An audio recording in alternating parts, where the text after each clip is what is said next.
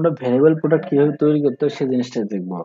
আগে ভিডিওগুলোতে কিন্তু আমরা মোটামুটি সিম্পল প্রোডাক্ট সম্পর্কে জানছি, আমরা গ্রুপ প্রোডাক্ট সম্পর্কে জানছি, আমরা এক্সটার্নাল সম্পর্কে জানছি, বা অ্যাফিলিয়েট প্রোডাক্ট, বা আমরা এই যে general inventory, shipping, link product এগুলো সম্পর্কে জানছি।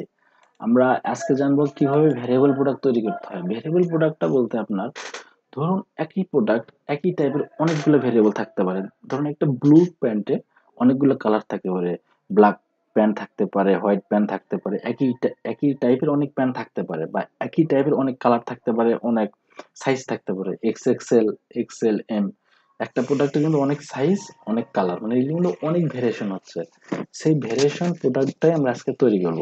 এই ভেরিয়েশন প্রোডাক্ট তৈরি করার জন্য সবার আগে আপনাকে ভেরিয়েবল প্রোডাক্টটা সিলেক্ট করতে হবে, ঠিক আছে? এই ইনভেন্টরি জিনিসটা সেম জিনিস, যেটা আমি আগেও বলছি, যে ধরেন এটা কয়টা স্টকে আছে আপনার। সাপোজ 30টা স্টকে আছে, যে যে কয়টা স্টকে আছে সে কয়টা আপনি সিলেক্ট করে দিতে পারেন। আপনার আউট অফ স্টক হলে জাস্ট আপনি আউট অফ স্টক শূন্য করে দিবেন, ঠিক আছে? তাহলে আউট অফ স্টক হবে। তারপরে আপনার শিপিং আমরা আগেও দেখছি, এই প্রোডাক্টটার আপনার ওয়েট ডাইমেনশন সেট করে দিবেন সেম ভাবে, ঠিক আছে? আপনার প্রোডাক্টের যা ওয়েট, কত গ্রাম, কত ডাইমেনশন, এটা সেট করে দিবেন। লিঙ্ক প্রোডাক্ট মানে আমরা দেখছি আপসেল, ক্রস সেল, মানে ওই প্রোডাক্টটার আপনার, মানে ওই প্রোডাক্ট রিলেটেড আরো কিছু প্রোডাক্ট আমরা অ্যাড করছি, ঠিক আছে? আমরা এখন দেখবো অ্যাট্রিবিউট আর ভেরিয়েশন, এই দুইটা জিনিস আমরা বলছিলাম ভেরিয়েবল প্রোডাক্টে দেখবো আমরা, ঠিক আছে? তাহলে শুরু করা যাক।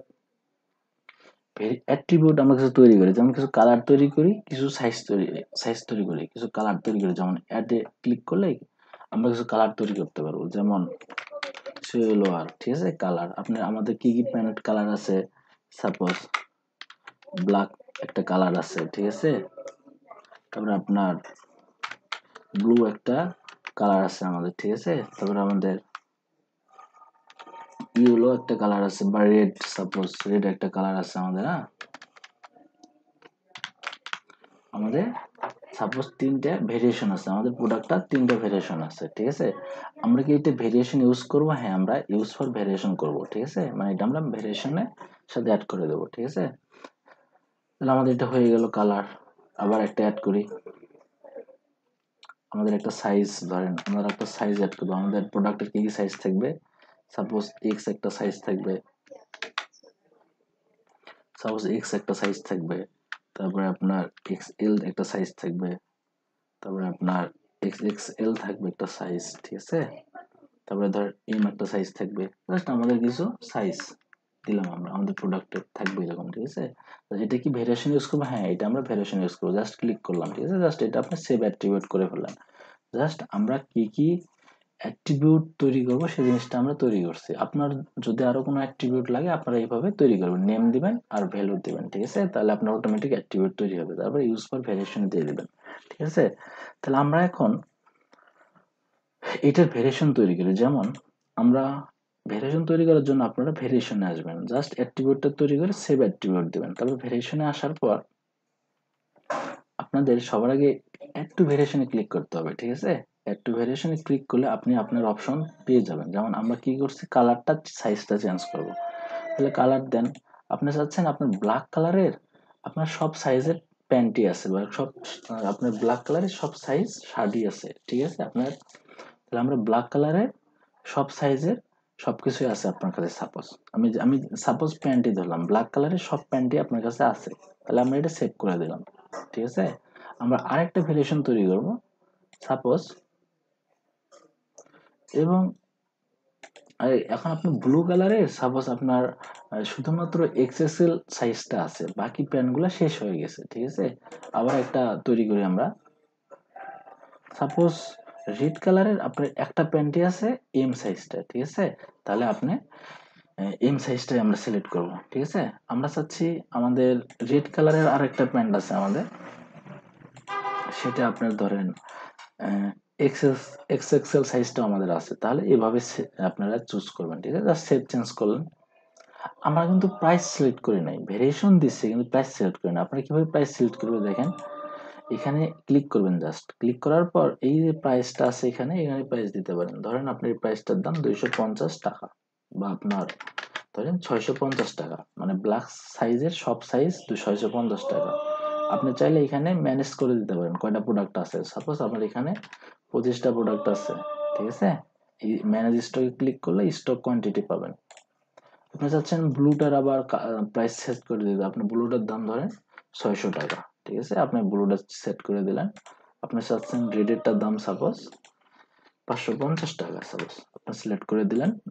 আপনি চাচ্ছেন রেডেরটা আবার ওই যে 550 টাকা, আপনি চাইলে এই স্টক আছে মাত্র 5 পিস আমাদের এক্স এক্স এক্সেলটা, ঠিক আছে, জাস্ট এখানে সেভ চেঞ্জ করে দিলেন।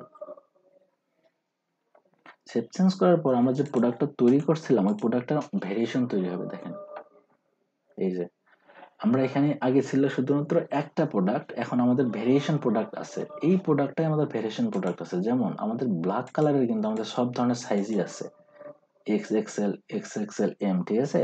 আমরা যদি সিলেক্ট করি 650 টাকা সিলেক্ট করতেছে, এটা কয়টা আছে, 25টা স্টকে আছে আমাদের, ঠিক আছে। আপনি চাচ্ছেন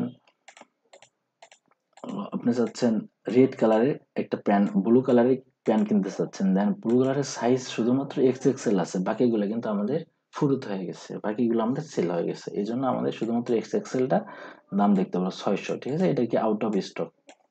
এই এক্স এক্সেল কোনো কোয়ান্টিটি নাই আমাদের, দেখেন কিন্তু শূন্য দেওয়ার কারণে, ব্লুটা এক্স এক্সেল দেওয়ার কারণে এই যে শূন্য, স্টক ম্যানেজমেন্টে কিন্তু আমাদের শূন্য সিলেক্ট করা আছে সম্ভবত, এই যে শূন্য, ঠিক আছে। আপনি যদি এখানে ধরেন 3টা দেন, আপনি দেখবেন 3টা দিলে আমাদের কিন্তু এখানে অ্যাবিলিটি দেখাবে, এই আউট অফ স্টক দেখাবে না, ঠিক আছে। আপনি ক্লিক করেন, রিলোড দেন, ওটা আপনারা আপনাদের মতো করে অপশন চেঞ্জ করেন। ব্লু গেলাম, এক্স এক্সেল দেখুন, এখন দেখবেন অ্যাবিলিটি 3 ইন স্টক, ঠিক আছে, মানে শূন্য দিলে ম্যানেজ স্টকটা আপনার ওখানে মানে আউট অফ স্টক দেখাবে। আপনি চাচ্ছেন রেড কালারের প্রোডাক্ট কিনবেন, রেডে শুধুমাত্র এম আছে আর এক্সেল আছে, এই যে 550 টাকা, আর এক্স এক্সেলটা আপনার 5টা আছে, এটা আমরা সিলেক্ট করে দিছিলাম, ঠিক আছে। রেড যেটা এক্স এক্সেল ছেলে এমটা আছে আপনার 550 টাকা, ঠিক আছে। এটাকে ভেরিয়েশন বলা হয়, মানে একই প্রোডাক্টের অনেকগুলো ভেরিয়েশন থাকতে পারে, ঠিক আছে। আমরা এইভাবে ভেরিয়েবল প্রোডাক্ট তৈরি করতে পারি। হ্যাঁ, আর এই বাকি জিনিসগুলো same, link product, attribute, advance, same জিনিস, ঠিক আছে। এই জিনিসগুলো আমরা আগের ভিডিওগুলোতে দেখছি। ম্যানেজ স্টক ইনভেন্টরিতে আসলে আপনি প্রোডাক্ট কয়টা আছে সেই জিনিসটা সিলেক্ট করে দিতে পারেন, ঠিক আছে। যাক, যে প্রোডাক্ট কিভাবে আপলোড করতে হয়, মোটামুটি আমাদের প্রোডাক্ট আপলোডের কাজ শেষ। আমরা সামনের ভিডিওগুলোতে দেখবো কিভাবে ও এই প্লাগইনটার যে আরো বাকি অপশনগুলো আছে, কুপন কোড, তারপর অর্ডার, রিপোর্ট, এই জিনিসগুলো আমরা দেখবো, ঠিক আছে। আপনারা আপাতত এই জিনিসগুলো প্র্যাকটিস করেন, আপনাদের প্রবলেম হলে আমাদের গ্রুপে যোগাযোগ করুন। আমাদের গ্রুপের নাম আসুন বাংলায় প্রোগ্রামিং শিখি।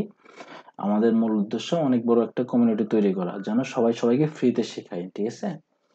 আশা করি আপনারা বেশি বেশি প্র্যাকটিস করবেন, তাহলে আমার শেখানো আহ, সার্থকতা পাবে। আজকে